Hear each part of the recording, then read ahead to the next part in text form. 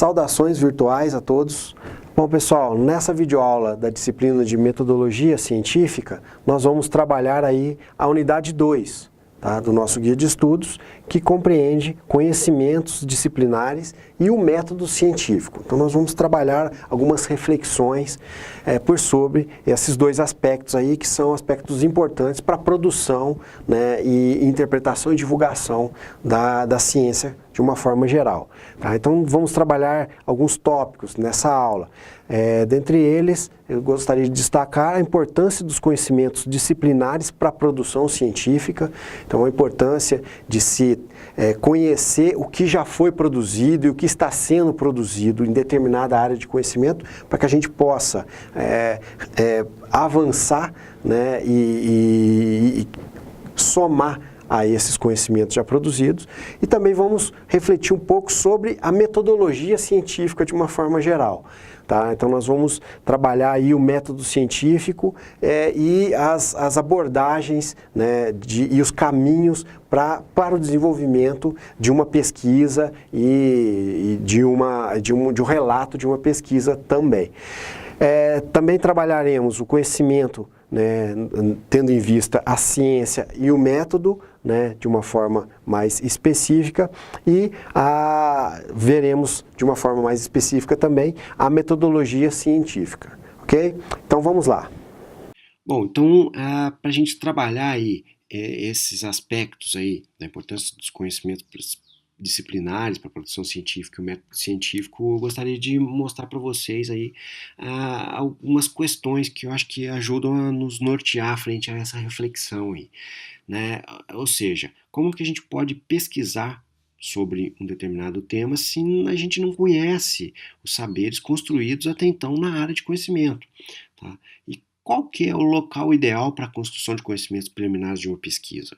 É o meio social, né? É a própria academia, com estudos, numa biblioteca, realizando leituras de artigos científicos. Então, são duas questões que eu acho que é interessante que a gente possa trabalhar para não cair, né, diretamente na armadilha de reinventar a roda, né, ou até de trabalhar com uma pesquisa fora de um contexto de aplicabilidade que ela se propõe.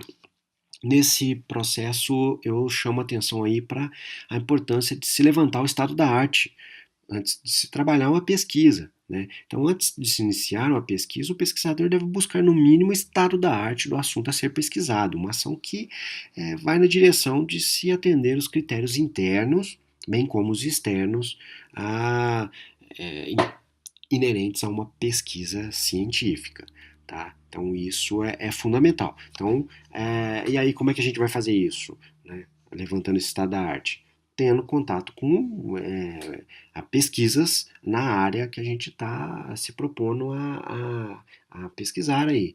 Tá? Então isso é fundamental para que não se caia nessas armadilhas de reinventar a roda e descontextualizar, né, uma pesquisa. Outro processo fundamental é a relevância social. Tá? Uma pesquisa ela tem que ter relevância social. Tá?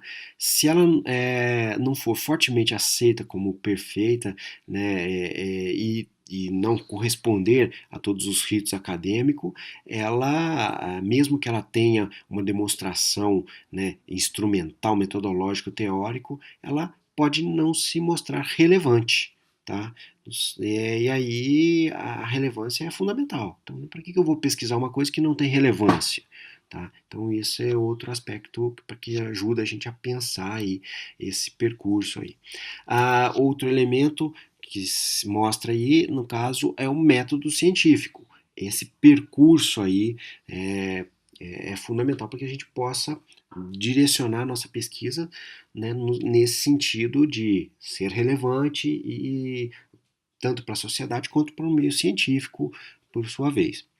Então, se a gente está pesquisando dentro de um contexto onde se tem aí, né, o contexto científico, se tenha a concepção da realidade pela dialética, social, então a gente vai trabalhar o método dialético. Se a gente está trabalhando onde se tem um contexto aí concebido pela realidade como um sistema, cabe a nós utilizarmos o método sistêmico. Então, há de se ter essa coerência aí, e é importante que a gente saiba qual método, qual tipo de viés metodológico é mais utilizado para pesquisar determinado campo do conhecimento, ok? Então, isso é fundamental. E há de se destacar que para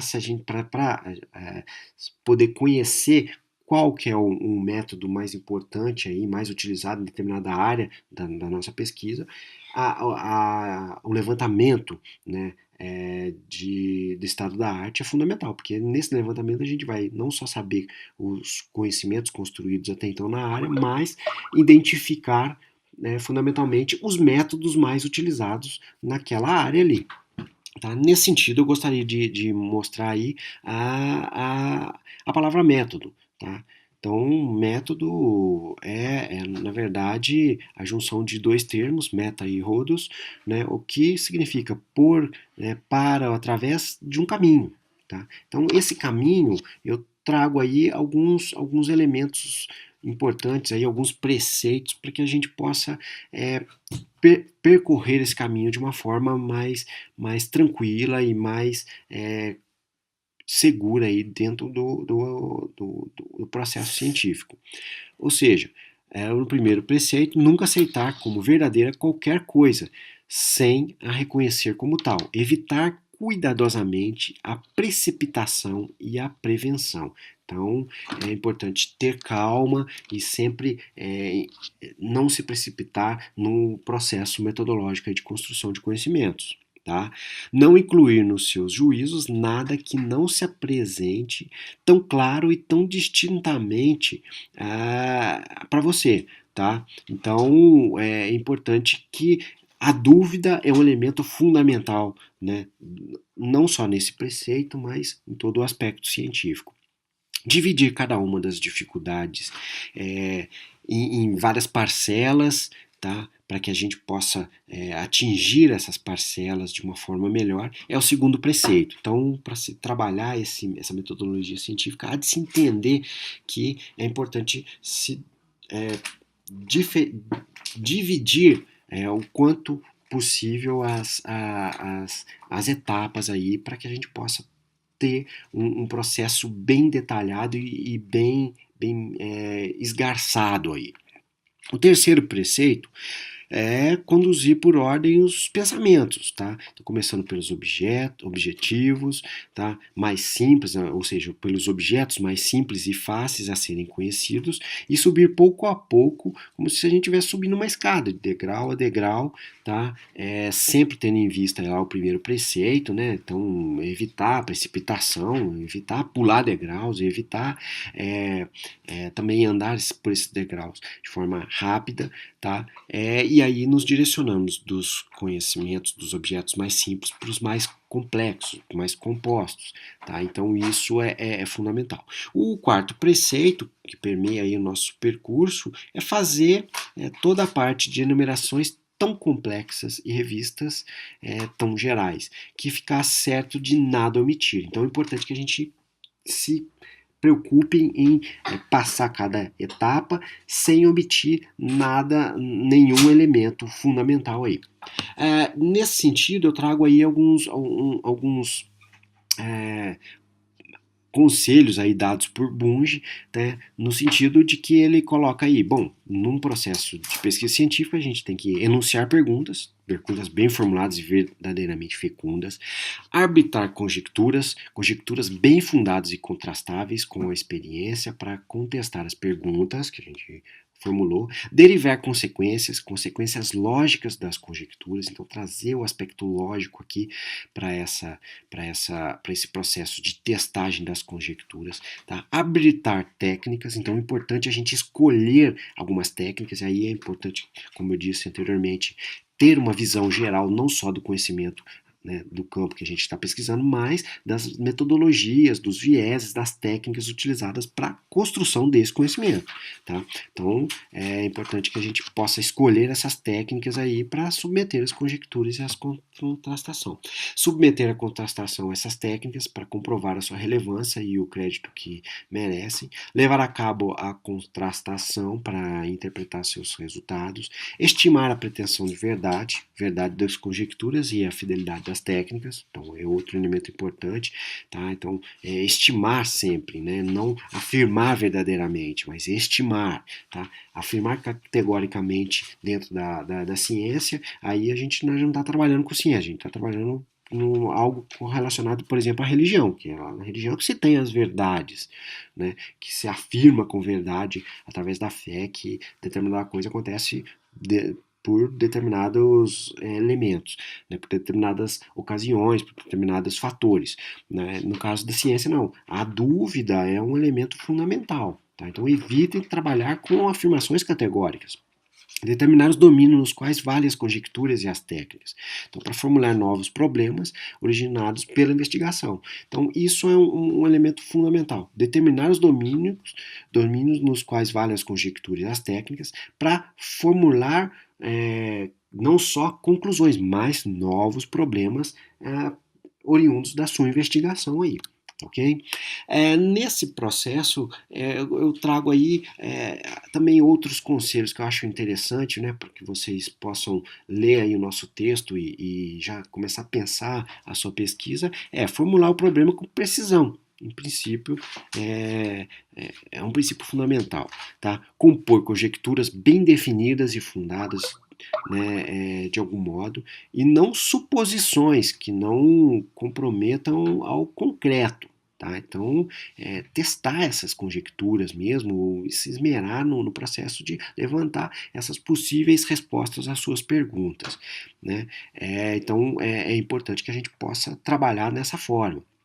Submeter as hipóteses à contrastação dura e não superficial, ou seja, uma contrastação mais profunda, né, que seja detalhada e não algo muito superficial. Não declarar nunca verdadeira uma hipótese satisfatoriamente. Tá? Então, é aquele processo, não trabalhar com a afirmação categórica. Tá? Então, na melhor das possibilidades, trabalhar com uma hipótese parcialmente verdadeira. Tá? Isso é importante que a gente tenha em mente. Tá? E perguntar-se por que a resposta é como é e não de outra maneira. Essa é uma ação muito interessante, uma ação muito interessante para que a gente possa não cair nessas armadilhas de trabalhar com a afirmação categórica, de também poder trabalhar com a contrastação de hipóteses de uma forma mais profunda e dura. Tá?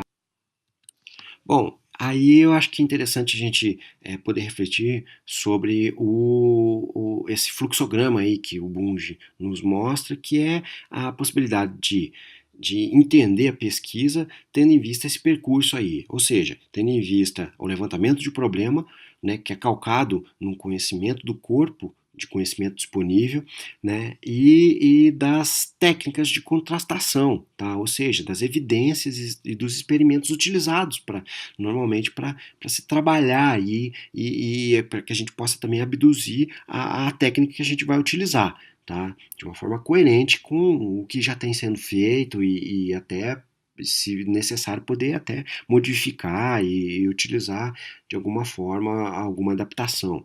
Tá? E aí, dentro desse processo aí, nós vamos obter, lá no corpo de conhecimento disponível, nós vamos obter as hipóteses, as consequências testáveis e nas as técnicas de contrastação, de contastação, nós vamos ter as evidências. E aí, confrontando essas consequências testáveis com as evidências que a gente obteve aí com as nossas técnicas, nós vamos trabalhar aí com a confirmação das hipóteses que nós levantamos. Se essas hipóteses elas são totalmente verdadeiras, se elas são parcialmente verdadeiras, se elas não são verdadeiras ou não são parcialmente verdadeiras, e nesse sentido nós vamos obter um novo corpo de conhecimento disponível. e dentro desse corpo um novo problema surge e tende a surgir. Por isso que muitos pesquisadores até evitam de colocar conclusão no final dos seus trabalhos e colocam no lugar disso considerações finais. E nessas considerações também colocam elementos para novas pesquisas, ou seja, indagações, pontos de interrogação para novas pesquisas dentro dessa área. Tá? Isso é uma coisa bem sensata a ser feita hoje em dia. Tá? Então, nesse processo, há de se entender que o método científico é um traço característico da ciência, né? Tanto da pura quanto da aplicada. E não há método científico onde não há ciência. Então, não há de se entender ciência sem método científico. E aí uma coisa importante, há de se entender que nem a ciência nem o método científico, eles são instrumentos infalíveis e autossuficientes. Eles, muito pelo contrário, são passíveis de falha e também eles não são autossuficientes, tá? Eles demandam de conversas com outros campos de conhecimento, como a gente já viu anteriormente. Tá ok? Então, pessoal, a ideia básica foi essa, né? Da gente poder trabalhar esses elementos aí e dentro do contexto da produção científica. Tá? Espero que vocês tenham aproveitado aí a nossa aula e gostaria de desejar boas atividades, bons estudos e até a próxima.